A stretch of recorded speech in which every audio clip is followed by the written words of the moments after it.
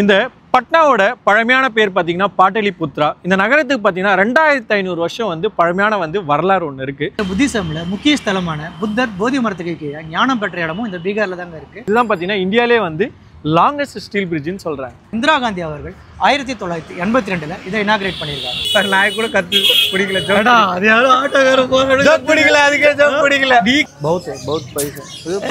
கம்மி சூப்பரா நிக்குது ராஸ்தா. ஆனா நான் வளர்த்துருக்கிறேன். டீ குடிக்கும், டிஃபன் சாப்பிடும், கேரட் மட்டும் தின்னாது. நான் வளர்க்கும் போது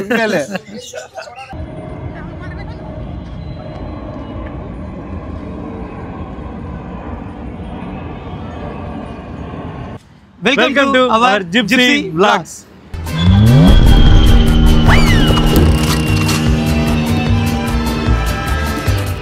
இப்போ நம்ம எங்க வந்திருக்கோம் பாத்தீங்கன்னா இந்தியாவிலேயே மக்கள் தொகையில 3வது இடத்துல இருக்கிற பீகாரோட கேபிட்டல் சிட்டியான பட்னா தாங்க வந்திருக்கிறோம். அது மட்டும் இல்லைங்க, இதுதான் பீகாரோட லார்ஜஸ்ட் சிட்டியும் கூட.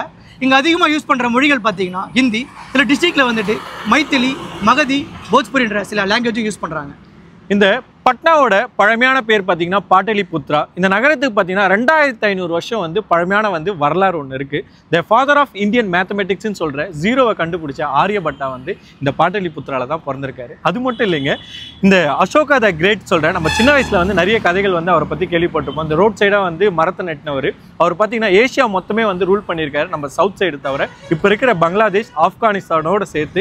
அது மட்டும் இல்லைங்க, இங்கே நிறைய பேரரசர்கள் பார்த்தீங்கன்னா இதை தலைநகரமாக வச்சு ஆட்சி புரிஞ்சவங்க பார்த்தீங்கன்னா டெல்லி சுல்தான், முகலாயர்கள், மகத கிங்டம், அப்புறம் பார்த்தீங்கன்னா குப்தா டைனஸ்டி பார்த்தீங்கன்னா நிறைய பேர் இந்த பாட்டலிபுத்ரா தான் தலைநகரமாக வச்சு ஆட்சி புரிஞ்சாங்க. அப்படிப்பட்ட யூனிக்கான சிட்டி தான் இன்னைக்கு நம்ம எக்ஸ்ப்ளோர் பண்ண போகிறோம். வாங்க போகலாம்.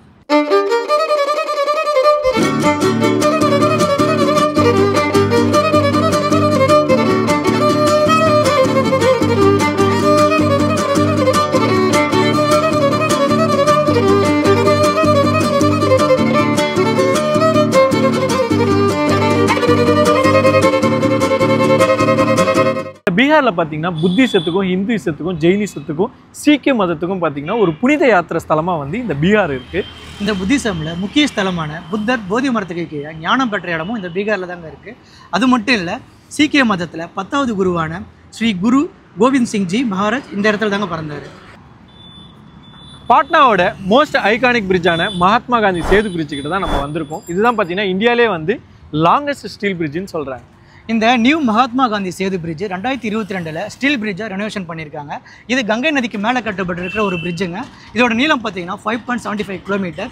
இது பீகாரோட நார்த்தையும் சவுத்தையும் கனெக்ட் பண்ணுற மாதிரி கட்டியிருக்காங்க. அதனால் பார்த்தீங்கன்னா இதில் பல லட்சக்கணக்கான மக்கள் பயணிக்கிறாங்க.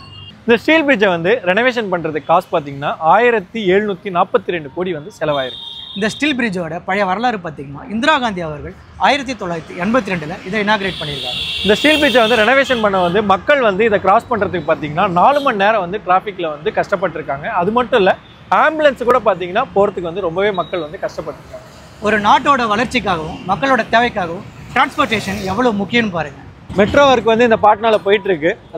மார்ச் 2025 வரும்னு சொல்கிறாங்க. அதனால் பார்த்தீங்கன்னா நிறைய இங்கே ஒர்க்கு போயிட்டே இருக்கனால டெவலப் பண்ணுறாங்கன்னு நினைக்கிறேன். அதனால் எங்கே பார்த்தாலும் தூசி கொஞ்சம் அதிகமாகவே இருக்காங்க. ஆனால் 2025 ஃபுல்லாகவே மெட்ரோ வந்துருன்னு சொல்ல முடியாது. நாங்கள் பார்த்துருக்க எல்லாமே சும்மா ப்ராசஸிங்கில் இருக்க மாதிரி அப்படி தான் இருக்குது. ஒருவோட கம்ப்ளீட் ஆகிருக்குன்னு சொல்கிற அளவுக்கு ஏதாவது ஒரு லைன் அப்படி விடுவாங்கன்னு நினைக்கிறேன். இன்னும் ஒரு 5-6 வருஷம் ஆகணும்னு நினைக்கலாம்.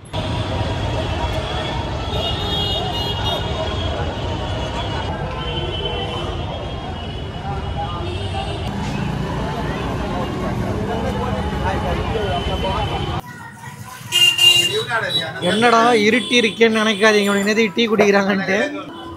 இப்போ டைம் எவ்வளோ இருக்குன்னு நினைக்கிறீங்க? சொல்ல அவங்க தானே கேட்டேன், அவங்க சொல்லிட்டா நான் சொல்லணும். சரி, கேப் எடுத்துக்கிட்டா போல அப்பப்போ ஃபன் பண்ணுவாங்க, இரிட்டேட் ஆகும். அட்ஜஸ்ட் பண்ணிக்கலாம். அதெல்லாம் நான் கூட கற்று பிடிக்கல. அது யாரும் ஆட்டோக்காரன் போக பிடிக்கல, அதுக்கே ஜோக் பிடிக்கல. நீ கற்றுட்டு உடனே அது மேலே பைய போடுற பார்த்தியா? டைம் பார்த்தீங்கன்னா 5:36 ஆகுது. டைம் காட்டு மக்களுக்கு, வாட்சில் காட்டு தெரியுதாங்க. இது கொஞ்சம் நேரம் எங்க வாட்சி இது அது ஓடுதா? பரவாயில்ல, நாங்கள் கையில் கட்டி கடிக்கிறது தான் காட்டுவோம். ஏன்னா காசு கொடுத்து வாங்கிடுவோம். சொல்லு 5:15 அவரும் காட்டுறாங்க, அது பார்த்துங்க காட்டுப்பா. பாருங்க டிஜிட்டல் வாட்ச் தெரியுதா 5.5 தாங்க ஆகுது. பட்டர் பிஸ்கெட் இல்லாத ஊர் இருக்கு பா பட்டர் பிஸ்கெட் இல்லை, வேறு எதுவும் பிஸ்கெட்லாம் இருக்குது. நம்ம ரூம்ல இருந்து பார்த்தீங்கன்னா இந்த மகாத்மா காந்தி சேது பீச் வந்து 13 கிலோமீட்டர் இருந்தது. வரும்போது வந்து நம்ம ஆட்டோவில் வந்தோம். ஒரு ஆளுக்கு வந்து 30 ரூபா சார்ஜ் பண்ணாங்க. இப்போ டீ சாப்பிட்டு கொஞ்சம் தூரம் அப்படியே நடந்து போகிறோம்.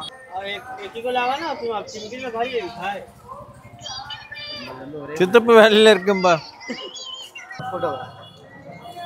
பஜ்ஜி சாப்பிட்டு தெரியுது மக்களுக்கு. பஜ்ஜி இது பிரெட் பஜ்ஜியில் வந்து உருளைக்கிழங்கு வந்து ஸ்டஃப் பண்ணியிருக்கோம். ஃபுல் பிரெட்டா எதில் அப்படியா?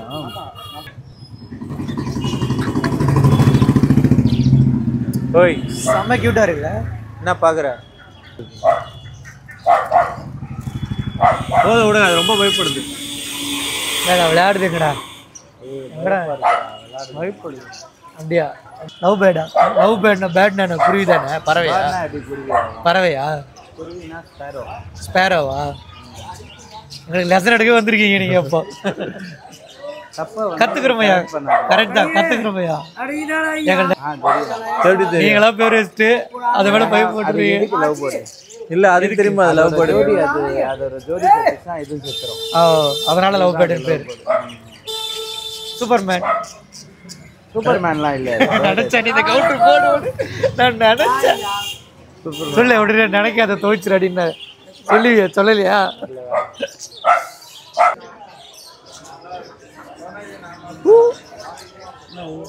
அது எப்படி வந்து கிட்ட பாக்குது வேற?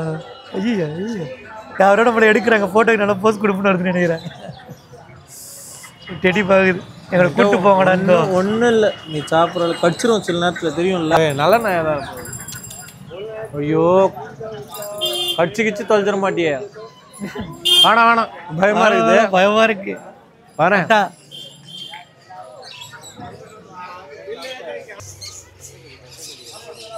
பச்சைக்கிளி. டேய் பச்சைக்கிளி. டேய் இவ்வளோ அழகா இருக்கு. இவ்வளோ அழகா இருக்கிற. எந்த ஊர் பாக்குது பாரா. இவ்வளோ அழகா இருக்கிற. குட்டிலே தூக்கி நட்டாங்க. டாடி பீகா இருக்கிறது. ஆய் முறைக்கு மூக்கு போகிறோம் முடப்பா அப்படி தூக்கி தூக்கி வியாபாரம் பண்ண வந்துட்டார் அவர். அப்படியா? கியூட்டாக இருக்கு. ये कितना भाई? एक 200 ये साइज 200 रुपये 700 बहुत है, बहुत पैसे. ये पड़ा नहीं, थोड़ा कम में. சூப்பராக நிற்குது. ये रास्ता पूरा ये सेल्स करता है. அழகா இருக்குப்பா. कहाँ लेके आता है ये पूरा? कहाँ लेके आता है ये पूरा? தீனி எல்லாம் வச்சுக்க வேண்டியதுதான். வாங்கிக்கிறீங்களா? வாங்கி நீங்கள் எடுத்துட்டு வரீங்களா? வாங்கிக்கங்க. வீட்டில் கேளுங்க வேணா. எப்படி பாக்குது? உன்னை விட்டு போவே மனசு இல்லப்பா. இந்த தம்பி உன்னை வாங்கலான்னு முடிவு பண்ணியாச்சு. வரியா மெட்ராஸுக்கு? வரியா யூடியூப்ல என் கூட யூடியூப் பண்றியா நீ? ஆனா என்ன இப்போ இதுல விடுவானா? அதுதான் தெரியல. ட்ரெயின்ல விடுவான். ட்ரெயின்ல விடுவான். ஹோட்டல்லாம் என்ன சொல்லுவான்னு தெரியல. ஹோட்டல்ல இது என்ன பண்ண போகுது? காசியில் விட மாட்டான். ஆனால் அது கன்ஃபார்ம். ஏன்னா காசியில் கோயிலுக்கு போகும்போது இதை விட மாட்டான். பேக்கில் நம்ம வச்சுட்டு போவோம்ல, பேக்கில் உள்ளே வச்சுட்டு போயிடலான்றீங்களா? அதை அது எப்படி மெயின்டைன் பண்ணுவீங்க? இந்த ஏரியா ஃபுல்லாக பார்த்தீங்கன்னா இதுமாதிரி பறவைகள், பூனை, நாய் எல்லாமே விற்கிறாங்க. இந்த பறவைகள்லாம் வந்து இங்கே கொஞ்சம் ரேட் கம்மியாக இருக்குது. இந்த முயல் கேட்டோம் 200 ரூபான்னாங்க. எங்கேருந்து வருதுன்னு கேட்டால் வெஸ்ட் பெங்கால்லேருந்து கொல்கட்டாலேருந்து வருதுன்னு சொல்கிறாங்க. கம்மியாக தான் இருக்குது. கொல்கட்டாலேருந்து வந்து 200 ரூபா. பரவாயில்ல, அவ்வளோ சரிமான விஷயம். 200 ரூபான்றது. ஆனால் நம்ம கூட டேரெக்டாக நம்ம ஊருக்கு போகிறோன்னா வாங்கிட்டு போகலாம். நம்ம சுற்றுக்கு வாங்கிட்டுலாம் சுற்ற முடியாது. ஆனால் விட்டு போக மனசு இல்லை. அவ்வளோ க்யூட்டாக இருக்கு பாரு. இல்லை எல்லாமே க்யூட்டாக தான் இருக்குது. போகிறது தான் மேட்ரு. என்னன்றாங்க? ஒரு கூண்டுக்குள்ளே வச்சு வளர்க்குறதுன்றது கொஞ்சம் மனசு கொஞ்சம் கஷ்டமாக தான் இருக்குது. நம்ம ஆசைக்காக அவங்கள போட்டு. ஆமாம், வெறும் ஆம்பளை பையனை மட்டும் வாங்கிட்டு போனால் ரெண்டுத்தையும் வாங்கிட்டு போகணும். தெரியும்ல, அது மாதத்துக்கு குட்டி போடும். தெரியுமா இல்லையா? மாதத்துக்கு 6-7 குட்டி போடும் அது. ஐயோ, என்ன பண்ண அழகா இருக்கு. ஆனா நான் வளர்த்துருக்கிறேன். டீ குடிக்கும், டிஃபன் சாப்பிடும், கேரட் மட்டும் தின்னாது. நான் வளர்க்கும் போது உண்மையில டேய் உன்ன மாதிரி அதையும் பழக்கப்படுத்தி வச்சிருக்கேன்னு சொல்லி நீ. இல்ல உண்மையாதான்டா. இந்த கேபேஜ் ஒண்ணு இருக்கும்ல, அந்த கேபேஜ் இலை அது நிறைய சாப்பிடும். அப்படியா? கேரட் தின்னாது. ஆனா கேரட் தான் அதிகம் சாப்பிடுவாங்க. உண்மையாதான்டா. கோஸ் தான் சாப்பிடும் அதிகமா. ஆமா, அந்த இலை இருக்கும்ல அது நிறைய சாப்பிடும். அதனால தான் நாத்தம் அடிக்கும். ஓஹோ. இல்ல நல்லா இருக்கும். ரைட்டன் பண்ணா தெரியாது. சரி ஓகே, விடைபெறுகிறோம். பாய் பாய். மனசை கேட்காம நடைய போடுறோம். 200 ரூபான்றது ரொம்ப கம்மி தான் இல்ல? இந்த ஸ்ட்ரீட் ஃபுல்லாகவே வந்துட்டு சின்ன சின்ன கடைங்க தான். அந்த குருவி, பேர்ட்ஸு, பூனை, நாய்க்குட்டி, முயல், பச்சைக்கிளி, இது மாதிரி நிறைய சேல்ஸ் பண்ணுறாங்க. எங்கள் ஆளுங்க ஏதோ டிஸ்கஸ் பண்ணிட்டுருக்காங்க. முயலை தாண்டி இப்போ நாய்க்குட்டி பார்க்க வந்துருக்காங்க. பாருங்க அழகாக பார்க்குதுங்க. எல்லாமே க்யூட்டாக இருக்கு. ஒரே நெருக்கு கிடையாது, பிஸியாக.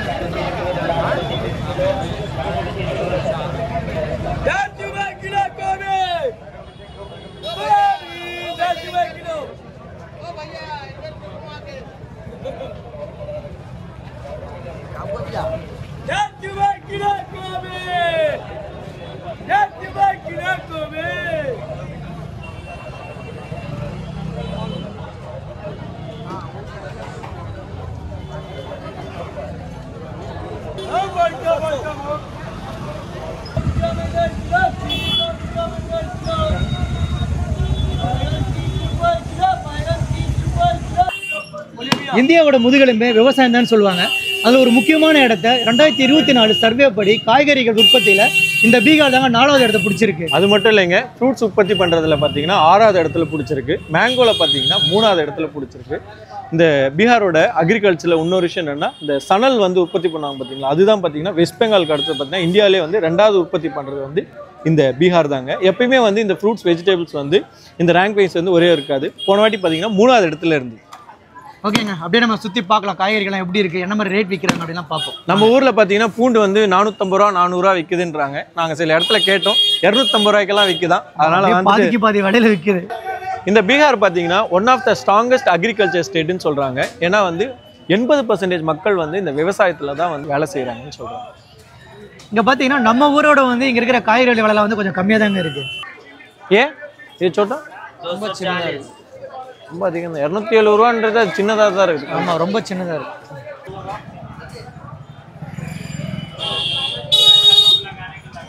ஜெய் பஜ்ரங்கபலி, ஜெய் பஜ்ரங்கபலி. கொஞ்சம் தூரம் நடந்து வந்தோம். அதுக்கப்புறம் பார்த்தீங்கன்னா ஒரு ஆட்டோ முடிச்சுட்டு இந்த காந்தி மைதான்னு ஒரு ஏரியாவுக்கு போயிட்டு இருக்கோம். என்ன குழுக்கள் பார்த்தீங்கன்னா மெட்ரோருக்கு போயிட்டு இருக்கிறதால ஆட்டோவில் போனால் இந்த நிலமை தான் போயிட்டு இருக்கு. டைம் பார்த்தீங்கன்னா 7:30 தான் ஆகுது. சரியான குளிருங்க. குளிர் கொஞ்சம் குளிர் கிடையாது, பயங்கரமாக குளிருது.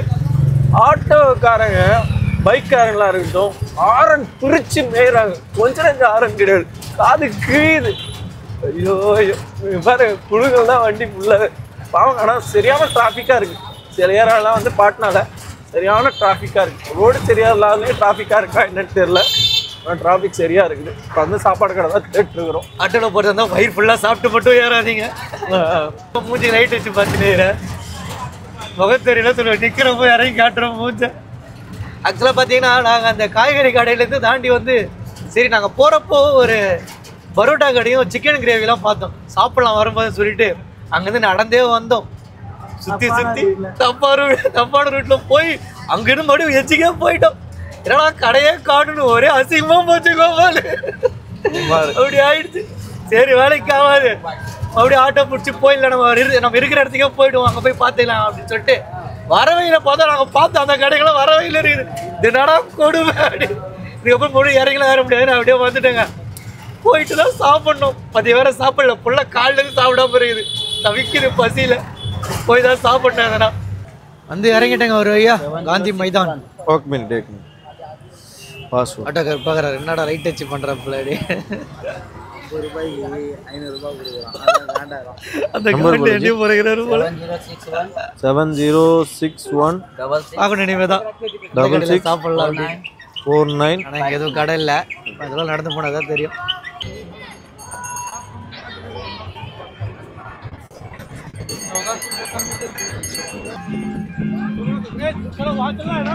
நான் வந்து இப்போ பீகார்லேருந்து சிங்கப்பூர் போகிறேன்.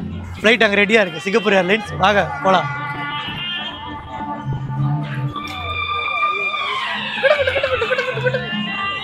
போட சிங்கப்பூர் ஏர்லைன்ஸ் சரி ரவுண்ட் சிஸ்டர்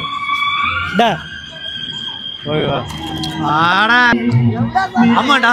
இந்த பக்கம் ஒருத்தன் அந்த பக்கம் அணை கட்டி நிற்கிறா. 30 ரூபா அதுக்கு. எனக்கு ரொம்ப காஸ்ட்லியாக இருக்கு. இங்கேருந்து ஜஸ்ட் வேடிக்கை மட்டும் பார்த்துக்கலாம், ஒன்றுலாம் போக வேணாம். ஓகேங்களா?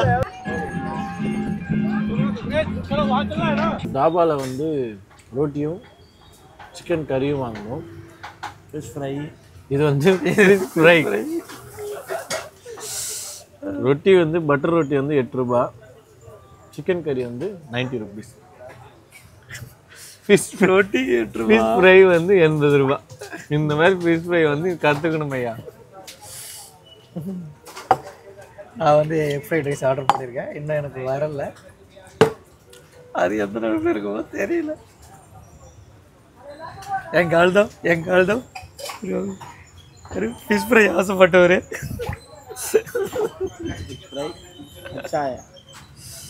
எனக்கு சிக்கன் ரைஸ் வந்துருச்சுங்க. Egg rice sorry egg rice வந்துருச்சு. பரோட்டா சிக்கன் கிரேவி சாப்பிடலாம்னு நினச்சி அதோட விலை என்ன? சுற்றி கடைசியில் நாங்கள் இதை சாப்பிட்றோம். அதோட விலை இது விலை பார்த்தீங்கன்னா 120 எக் ரைஸு. ஆனால் இது வரைக்கும் டேஸ்ட்டு நல்லா இருக்குன்னு தான் சொல்கிறாங்க. உடனே சொன்னேன் நான் முறைக்கிறேன். ஆமாவா இல்லையா நீ சொல்லு முதல்ல. நல்லா இருக்கிறதானே சொன்னேன். கறி நல்லா இருக்கு. கறி நல்லா இருக்கு. ஃபிஷ் ஃப்ரை நல்லா இருக்கும். ஃபிஷ் ஃப்ரை நல்லா இருக்கு. ஃபிஷ் ஃப்ரை பாருங்க எல்லாமே நல்லா தான் இருக்குது. சாப்பிட்டு வெளில வந்துட்டோம். டைம் பார்த்தீங்கன்னா 9:30 ஆயிடுச்சு. நாங்களும் நடந்து டயர்ட் ஆகிட்டோம். இப்போ பார்த்தீங்கன்னா ரூம் போய் வந்து ரெஸ்ட் எடுக்க போகிறோம். இன்னொரு இன்ட்ரெஸ்டிங்கான விஷயத்தை வந்து அடுத்த வீடியோவில் பார்ப்போம். ஓகேங்க, உங்களுக்கு இந்த வீடியோ பிடிச்சிருந்தா லைக் பண்ணுங்கள், உங்கள் கருத்துக்களை கமெண்ட் பாக்ஸில் கமெண்ட் பண்ணுங்கள், மறக்காமல் சப்ஸ்கிரைப் பண்ணுங்கள். நன்றி, வணக்கம். அடுத்த வீடியோவில் சந்திப்போம்.